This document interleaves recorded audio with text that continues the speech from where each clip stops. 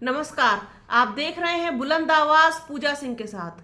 दोस्तों, आज बात करने चाह रही हूँ एक ऐसे पॉलिटिशियन के बारे में जो इस वक्त एक अलग ही तरीके की राजनीति कर रहे हैं, अपने ही अंदाज में राजनीति कर रहे हैं। और सबसे दिलचस्प और मज़ेदार बात यह है कि उन्हीं की पार्टी जो है इस समय केंद्र में और उत्तर प्रदेश में रूलिंग पार्टी है, यानी कि भारतीय जनता पार्टी। भारतीय जनता पार्टी के सांसद हैं, गांधी परिवार से आते हैं, एक अच्छा खासा कहना चाहिए कि बैकग्राउंड है उनके साथ।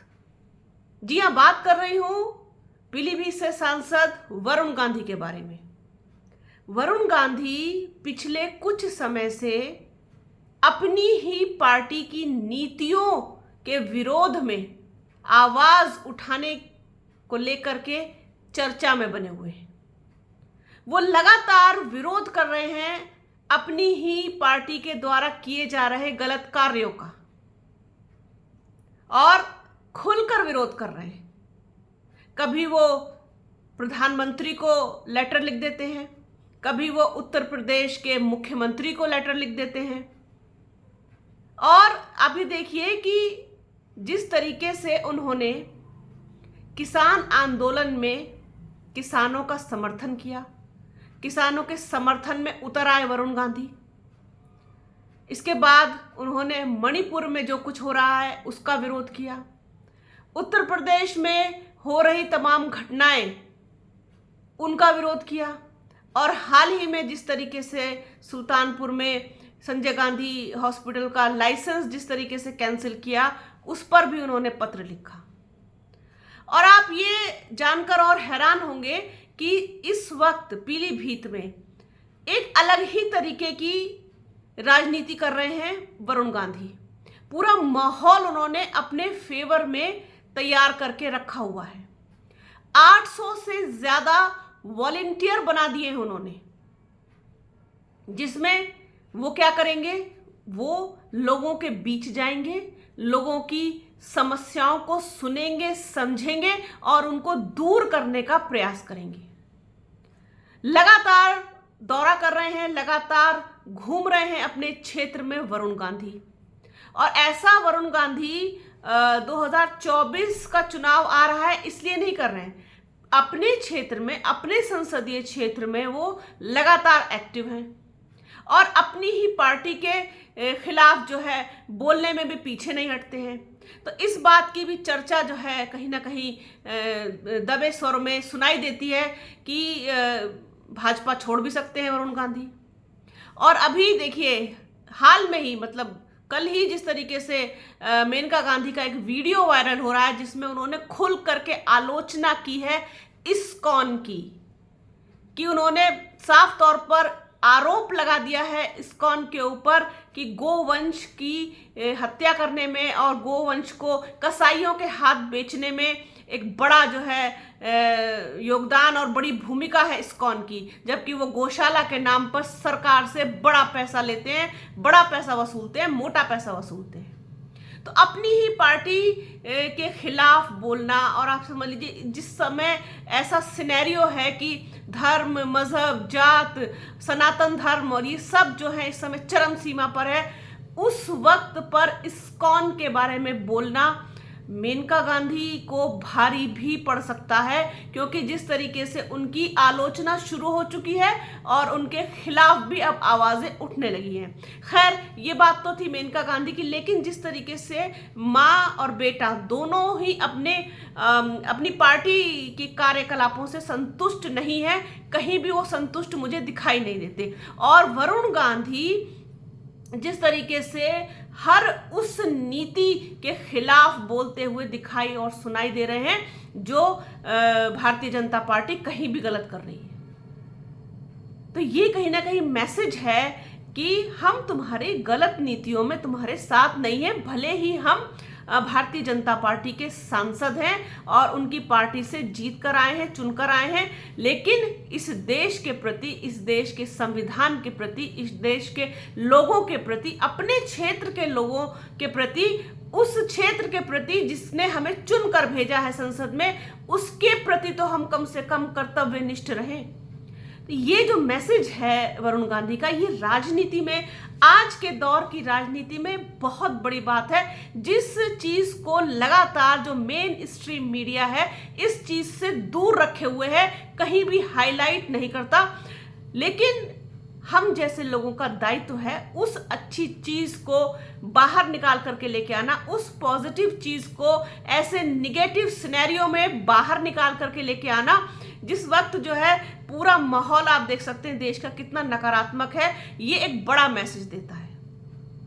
वरुण गांधी अपने ही अंदाज में बोलते और सुनाई देते हुए दिखाई देते हैं। जब एक साधु को टोका गया उनकी सभा में, तो उन्होंने कहा, अरे साधु को मत टोको, साधु महात्मा संत कब सीएम बन जाए कुछ नहीं पता। तो चुटकी भी लेते हैं और अपने ही पार्टी के लोगों की चुटकी लेते हैं, उन पर तंज भी कसते हैं। और सबसे बड़ी बात यह है कि अपने क्षेत्र के लोगों का दुख, दर्द, तकलीफें बांटने के लिए, साझा करने के लिए उन्होंने जिस तरीके से हर क्षेत्र में, चाहे वो पेंशन से संबंधित हो, चाहे वो स्वास्थ्य से संबंधित हो, चाहे वो शिक्षा से संबंधित हो, चाहे वो बैंकों के कार्य से संबंधित हो, चाहे वो पंचायत से रिलेटेड हो, चाहे वो नगर पालिका से रिलेटेड हो, कोई भी ऐसा काम जिसमें जो है लोगों को परेशानी का सामना करना पड़ता है, परेशानी उठानी पड़ती है, उसके लिए उन्होंने वॉलेंटियर्स लगाए हैं। 800 से ज़्यादा वॉलेंटियर्स काम कर रहे हैं इस समय वरुण गांधी के संसदीय क्षेत्र में। अब इस चीज़ को क्या कहेंगे आप? ये कौन सी राजनीति हुई? ये एक अलग तरीके की राजनीति नहीं हुई, अपनी ही पार्टी से बगावत नहीं हुई, क्योंकि भारतीय जनता पार्टी तो इस तरीके के किसी काम में विश्वास रखती नहीं है। उसको तो जनता के सुख दुख से, उनको मणिपुर जलने से, उनको किसानों के आंदोलन में शहीद होने से, उनको महिलाओं के साथ हो रहे अपराधों से, किसी चीज़ से कोई लेना देना नहीं है। दलितों से, अल्पसंख्यकों से, शोषित वर्ग से, कमजोर वर्ग से उन्हें कोई लेना देना नहीं है। और वरुण गांधी इसी के विपरीत कार्य कर रहे हैं, अपनी पार्टी के खिलाफ जाकर के बोल रहे हैं, अपनी पार्टी के खिलाफ पत्र लिख रहे हैं, अपनी पार्टी के खिलाफ जो है लोगों के खिलाफ जाकर के जो है शिकायतें कर रहे हैं उनकी। तो अब बड़ा दिलचस्प होगा ये देखना कि 2024 में इस तरीके के बागी नेता के लिए क्या फरमान जारी करती है भारतीय जनता पार्टी। क्या उन्हें दोबारा से पीलीभीत से टिकट मिलेगा या नहीं मिलेगा, या उनकी मां मेनका गांधी को फिर से सुल्तानपुर से टिकट मिलेगा या नहीं मिलेगा, ये तमाम चीज़ें तो खैर आने वाले समय में पता चलेंगी। लेकिन मुझे ऐसा लगता है कि अपनी पार्टी की आलोचना करके, अपनी पार्टी की आलोचना वो गलत तरीके से नहीं करते। आलोचना करने का जो उनका पीछे मकसद है वो यही है कि जो गलत हो रहा है उसके लिए तो गलत को तो गलत बोलो ना, कम से कम आपके अंदर इतनी तो मॉरल कटसी बची होनी चाहिए कि आप गलत को गलत बोलो और सही को सही बोलो। तो उसके लिए अगर वो बोलते हैं तो इसमें वो क्या गलत करते हैं? तो मुझे ऐसा लगता है कि 2024 में अगर भारतीय जनता पार्टी उनका टिकट काटती है तो वो अपने लिए एक जमीन तैयार कर रहे हैं। फिर वो चाहे निर्दलीय लड़ें, चाहे वो किसी के साथ जाकर लड़ें, या फिर अपने ही परिवार में वो वापसी कर लें, क्योंकि बर्फ का मुकद्दर होता है पानी में मिल जाना। समझ रहे हैं ना आप कि बर्फ का मुकद्दर होता है पानी में मिल जाना। तो अपने ही लोगों में वापसी कर लेना, अपने ही घर वापस आ जाना, अपने ही लोगों में मिल जाना, शायद ये नियति हो।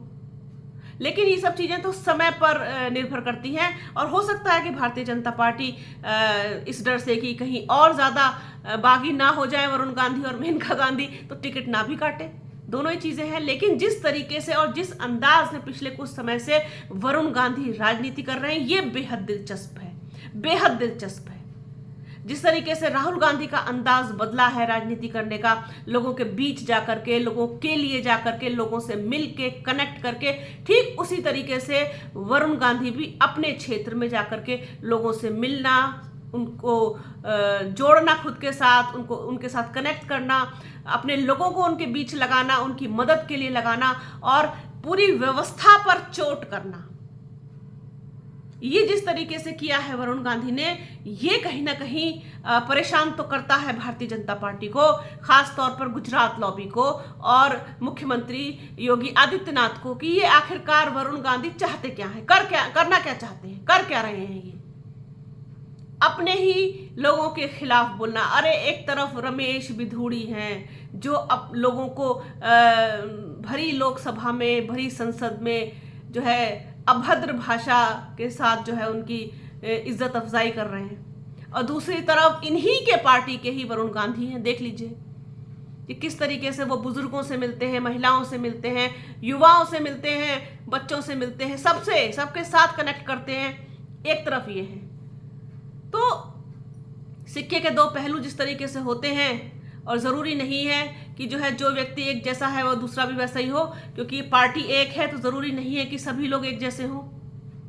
सब अपना अपना काम भी करते हैं, अच्छे से काम भी करते हैं। मैं यहाँ कोई सिफारिश करने या कुछ ऐसी वकालत जैसी करने में किसी की नहीं बैठती, लेकिन मुझे जिसका जो अच्छा लगता है, जिसके बारे में जो सही लगता है, वो मैं निष्पक्ष होकर के बोलती हूँ अपने बुलंद आवाज़ पर। उसमें फिर चाहे बसपा सुप्रीमो मायावती हो, चाहे अखिलेश यादव हो, चाहे लालू यादव हो, फिर चाहे वरुण गांधी हो, राहुल गांधी हो, प्रियंका गांधी हो, चाहे जो भी नेता हो, जो चाहे कोई भी एक आम इंसान भी हो, अगर वो कुछ अच्छा करता है, लोगों के लिए करता है, लोगों की भलाई के लिए करता है और उसको सुन के देख के अच्छा महसूस होता है, तो मैं डेफिनेटली उसके बारे में बात करती हूँ। तो इसी तरीके की और तमाम चर्चाएं, तमाम मुद्दे आपके बीच लाती रहूंगी। ये एक चीज़ जहन में आई थी, सोचा आप लोगों के साथ इसको शेयर करूँ। तो बने रहिए बुलंद आवाज़ के साथ। हमारे चैनल को लाइक कीजिए, शेयर कीजिए, सब्सक्राइब कीजिए, बेल आइकन ज़रूर दबाइएगा।